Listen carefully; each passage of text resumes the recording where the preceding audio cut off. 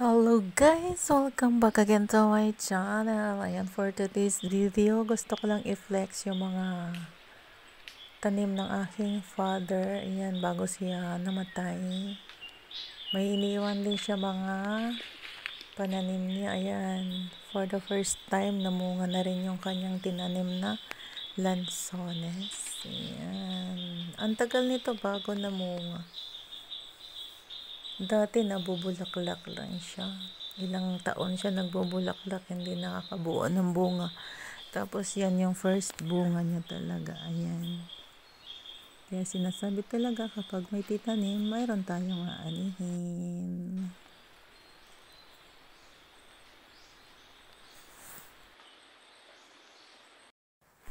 Ayan, dito naman tayo sa kakao. Doon sa lugar namin kami talaga yung pinakaunang may tanim ng kakao. Ayan. Ngayon madami na rin. Kasi humingi sila ng pantanim. Dalawang kulay yan. Mayroon yung red at saka yan yellow kapag na hinog. Yung isa is red.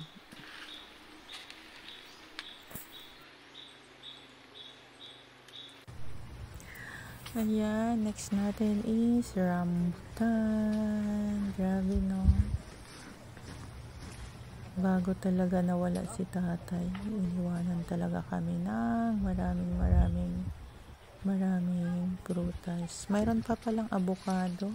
Ang daming bunga nun. Hindi yata na video, parang picture lang yata yung meron.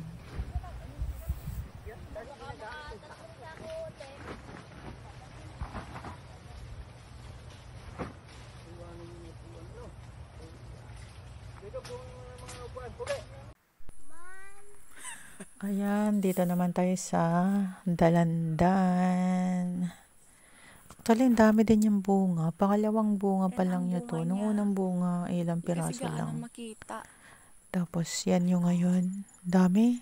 Oh, dami din. Nilalagyan na nga nila ng ano yung tukod, yung ano, sanga-sanga kasi baka daw mabali kasi hitik na hitik sa bunga. Grabe. Thank you Lord sa blessings. Thank you so much. And thank you also guys for watching this video. God bless and please subscribe.